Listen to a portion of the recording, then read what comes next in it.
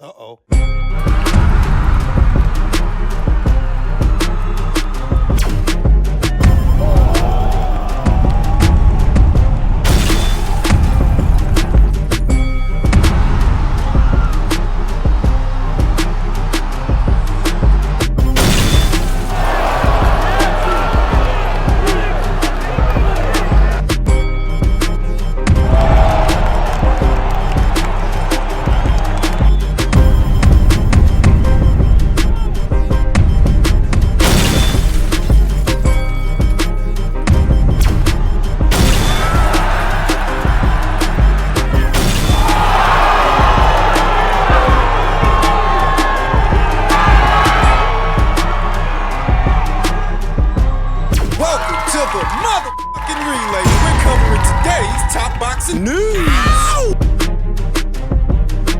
Okay, and now it's time for our weekend recap. We're going to kick it off with the super bantamweight title fight between Ellie Scotney, the champion, and Motu, the challenger. In a fight that worked out as I predicted, as I expected. Motu was very much the aggressor in this thing. Ellie Scotney was the defender. She'd been out for a few months. She'd been out for a while. Only saw action once last year, the Sigaline Lafarve unification match. She was actually supposed to have faced Mia last year, but she suffered an injury, and the fight got pushed out to this one. Opening bell sounds, and you can see the difference in speed right away between Ellie and Mia, that Ellie was noticeably faster than Mia, though Mia was persistent and physically strong, periodically getting through with a few good right hands. In the first half, looked like Ellie was holding her feet a bit, at least at the start, because she was there for those right hands. After a few rounds pass and Ellie Scotney's more settled in, she starts moving more, countering more, catching Motu in between the punches with very short counters, several of them. Short punches. Several of them as Motu barreled forward, trying to advance, trying for big shots, getting caught in between, showing a good chin, though often missing. Ellie Scotney weaving under the sweeping hooks, slipping the overhands, doing the business. There was a slight cut over Ellie Scotney's left eye that was caused by a clash of heads in the opening rounds. Some adversity there, though. Ellie Scotney was way ahead, piling up the rounds. Motu was finally starting to tire in the second half. I saw Ellie Scotney get in with a counter left hook that really rocked her, and two right hands that followed, clean ones. So it was a fight where Ellie Scotney definitely had to work for the rounds that she won, but she won most of them.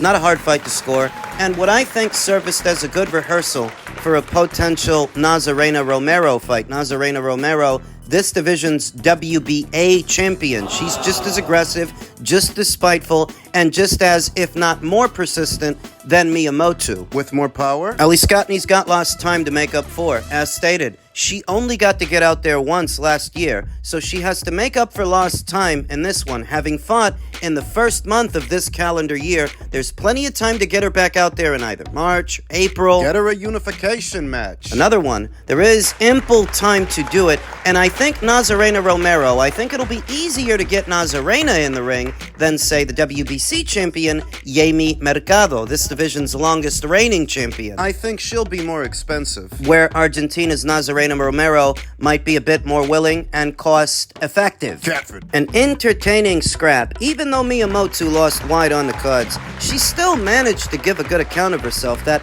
unless you're Ellie Scotney, a fighter of that tier, Motu can be a handful. It wouldn't be a bad idea for Matchroom to use her as a decorative item in what shows they're gonna do in Australia. I think I heard Eddie Hearn say that they want to do 4 or 5 shows down there. They can use her. She's a fan-friendly fighter. She comes to fight. She looks for the knockout. Big personality. Great human interest story. She's a mom. No hard feelings afterwards between Ellie and Mia. A lot of things were said in the build-up. Motu surely had a lot of things to say, but all's well that ends well. Ellie Scotney retained her 2 alphabet titles. The prediction stuck. She called out Sky Nicholson afterwards. We'll have to talk about that in another video. Over to the main event of that same show, where Dalton Smith, unbeaten Dalton Smith, took out Ouizza in just 1 round. Talk about a demolition job. Wrap this guy up like a gift. Walid, a guy with some size for a super lightweight. He's big for a super lightweight. Yeah, he had size, but Dalton had all the firepower. He downed Ouizza 2 times in the first round. Whenever he let his hands go, you could see the difference in power. Dalton is a very impressive super lightweight. At least, I've been impressed. He is a breath of fresh air from many of the more cerebral super lightweights that are there. There seems to be a proliferation of thinkers in fighters like Sandor Martin, Alberto Puello, Jack Catterall, Rayo Valenzuela, to a lesser extent, thinkers. Pure boxers, many of them, where Dalton Smith is more boxer-puncher. He can box when he needs to, punch when he needs to, and when he does. He's strong, good size for the weight, good shot selection, good variety of punches and power. He's got that.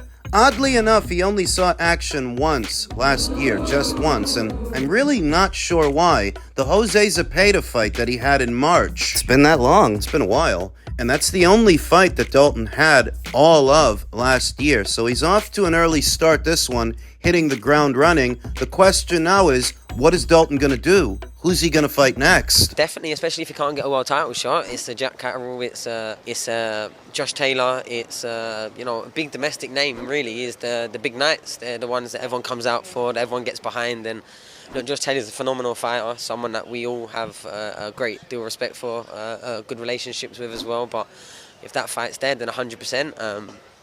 I don't know what Josh's plans are, how long he continues to go, and if it makes sense, then it makes sense. But I think definitely people would come out to watch Dalton Smith, Josh Taylor. That just seems like fireworks. Both of them can fight. Josh is very, very tough, very aggressive as well, southpaw. So, yeah, I would love to see that fight. I don't know if it happens or not. But yeah. Former IBF champion Sonny Edwards made some good recommendations. Maybe he can fight Jack Catterall. Maybe he can fight Josh Taylor. Maybe. Jack Catterall is en route to the Arnold Barboza fight, with services as a WBO final eliminator. Josh Taylor is still coming off that loss to Jack Catterall from their rematch. Good shouts. Things to keep in mind.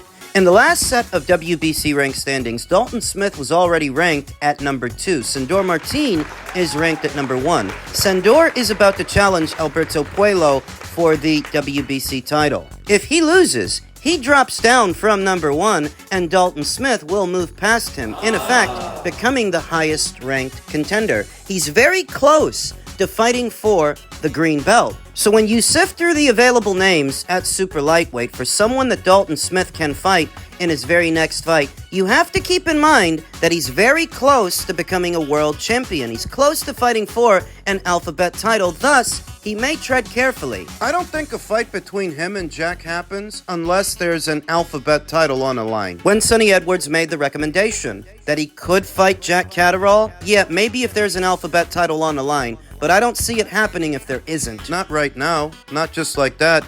Dalton Smith is close to fighting for a title. So is Jack Catterall if he wins his next fight. Josh Taylor. Josh is still coming off that loss to Jack Catterall, and I wonder, is he going to keep making 140 pounds? Is he going to stay there? Been some rumors for some weeks now and some months that Josh Taylor may be migrating over to Matchroom, that Eddie Hearn is on the cusp of signing the former undisputed champion, though as of late, that news hasn't broken yet. It's not official. Maybe it will be. But until it is, I don't know how much we can expect to see a Taylor versus Dalton Smith fight. If you're Josh Taylor and you're coming off a loss, you want to come back with a guy like Dalton? Yeesh. Don't know about that. There is the winner of the upcoming Oscar Duarte versus Regis Prograis fight to consider. Whoever ends up winning that fight, that's somebody that Dalton Smith might look at, though, as stated, when you're so close to fighting for an alphabet title, it's when a lot of guys tend to tread carefully. Sporting a professional record of 17 wins with no losses, no draws, 13 knockouts, Dalton Smith Could be the next WBC champion. Could be. It was in June of last year that the Dominican Republic's own Alberto Puello was elevated to full WBC champion, though you'd never know it because he's a guy who's flying largely under the radar, set to satisfy his mandatory challenger in Sandor Martin in a few weeks' time on the undercard of Gervonta Davis versus Lamont Roach. Would seem that he and Dalton are on a collision course. So what does Dalton do? Wait until the outcome of the upcoming Puello versus Martin fight, then make an offer to the winner? Does he take a fight in the interim while he waits? Does he want to get some more rounds in? Because his fight this weekend didn't last that long. Curious to see what's next for unbeaten up-and-comer Dalton Smith. We then come to the main event of the other Matchroom show that took place later in the day, right here in the US of A, the fight between unbeaten Diego Pacheco and then unbeaten Steven Nelson. Battle of the unbeatens. Good acid test for both in what was an evenly fought fight where I felt Diego Pacheco just nicked it because he didn't get to have it all his way. In the opening stanza, you saw Steven Nelson, the noticeably shorter, stumpier, stockier fighter of the two, get off to a very fast, energetic start. It's not that he was roughing up Diego Pacheco per se or getting in with very much in the opening round so much as he was busier, trying for more punches while Diego was respecting him, trying to get his range down and moving. Diego didn't do too much aside from move around in the first round, which I gave to Steven Nelson. It was an even effort through the first 5 rounds. I had it 3-2 Steven Nelson after 5. And it's after that where Diego starts to take over. For a long spell, it was all Diego Pacheco. Steven Nelson, very persistent, herky-jerky, trying to close the distance and get close to the noticeably taller, longer fighter that's managing the distance, moving around, sticking that long jab out there, that long lead. And it was landing. So were a good number of backhands. Diego Pacheco's right hand that opened up a cut on Steven Nelson's left eye. Still stayed persistent, still tried to take it to the noticeably taller, younger fighter, very graceful. Good boxing from Diego, good movement, good usage of his lead hand, setting up his punches, setting up his backhand. Much more than you would expect from a fighter that's trained by Jose Benavidez, as you don't really see these qualities in Jose's own son, the more popular David Benavidez. Oh, that guy stomps around like a Clydesdale. Diego's evasive maneuvers throughout were impressive, as it had to be a continued effort to make sure you're not holding your feet and standing in one spot long enough for Steven to get to you. Diego boxed really well. Steven was trying his best to get close to this guy, get off some punches. He did in spots. He did get in with a couple of leaping left hooks here and there in the exchange. He did manage to catch Diego Pacheco. Both showed a good chin. Both guys showed durability, Steven Nelson especially, as Diego was painting his face with the backhand at times, getting in with right hand after right hand, and Steven Nelson showing good durability, showing a good chin. Wherewithal. Toughness. Moments where Diego's letting go at 3 and 4 punches at a time, you could really see his power. I think the edge in power really went to Diego more than Steven. There was a lot more on his punches. Not to say that Steven Nelson didn't have power of his own, because he did, but Diego was the noticeably bigger puncher of the two whenever he did let his hands go. He spent a good amount of time just moving and managing the distance. Said it ahead of the fight, that's what's going to be difficult for Steven Nelson. As the older, smaller fighter, it's going to be rough. On those 36-year-old legs, it's going to be tough getting close to this guy. Doing it safely, without getting caught on the way in, and he did get caught a good number of times. So most of the middle into the latter portion of the fight was all Diego Pacheco. I want to say that Steven Nelson must have caught a second win, a late rally, because rounds 11 and rounds 12 was laying into a noticeably tired Diego Pacheco that wasn't trying for as many punches, just moving around. Got in with a few shots that buckled Diego Pacheco. Looked like he was in trouble there, but it was too little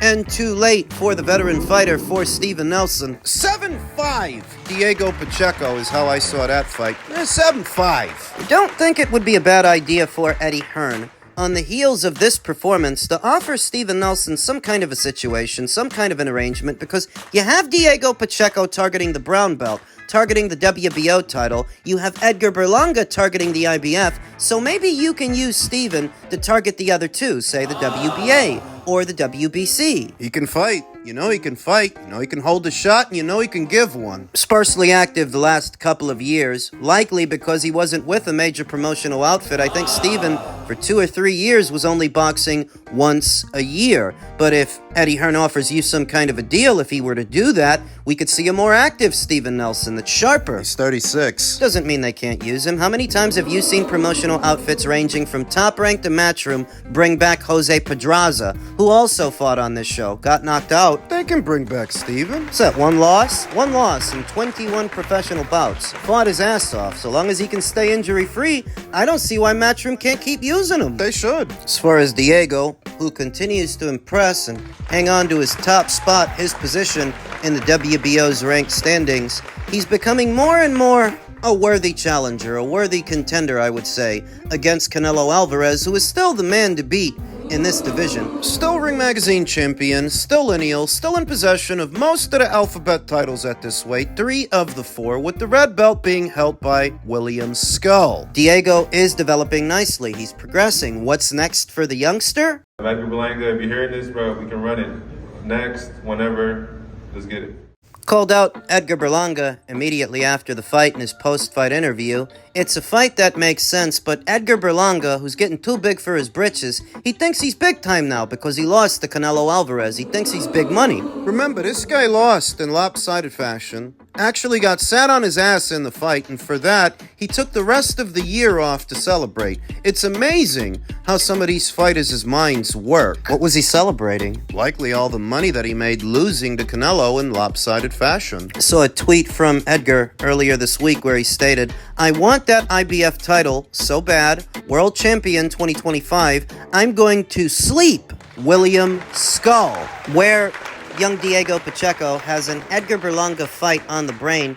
Edgar, at least in his opinion, has bigger fish to fry. He's targeting the red belt. It's not a bad thing, though. It's not really a bad idea. I only question, would the IBF have any reservations about Edgar challenging William for that title since Edgar is coming off a loss? He hasn't rebounded off the loss to Canelo Alvarez yet. So where you say you want to fight William in your next fight, is the IBF going to let you? I'm not saying that they won't. I'm saying I don't know. I don't know if the IBF would allow that. Would they sanction that fight between Edgar and William? There's been a lot of talk about Edgar Berlanga's next fight taking place in either his native island of Puerto Rico or his native city of New York. He seems to be targeting William Skull for that fight, so needless to say, I don't think we get Pacheco versus Berlanga next. So who should Diego Pacheco fight next? Conversation for a Pacheco versus Alvarez fight is gaining momentum, is gaining traction. We know that Canelo Alvarez is set to see action at least one more time before the showdown with Terence Crawford in September, that Canelo will be fighting in May. So maybe he can fight Diego in May? You don't think it's too soon? Not really. I mean, I already thought that Diego was a better boxer than Edgar Berlanga, and I already have Diego beating Edgar Berlanga if they were to fight. The same Edgar that Canelo just fought in his last fight. So if Edgar can land that fight, I don't see why Diego shouldn't be able to land that fight. What would it look like? Like the Callum Smith fight, like the Jermell Charlo fight. Canelo versus Pacheco would look a lot like those fights in the sense that Diego would be working hard to keep the smaller man at arm's length, and he would struggle to do so because Canelo's very good at closing the distance on taller, longer fighters, drawing their lead and countering in kind, putting pressure on them. He already has so much experience doing that with Caleb Plant and Callum Smith and Jermell Charlo. You don't think this is a potential banana skin for Canelo? I think that if they made that fight, the odds makers would still have Canelo as the favorite. And even if Canelo is exiting his prime now in his mid-30s, he still has enough left to beat a Diego Pacheco. And it is a credible scalp. Diego Pacheco is currently ranked top 5 in the super middleweight division. So maybe we get Canelo versus Pacheco in May. We'll see.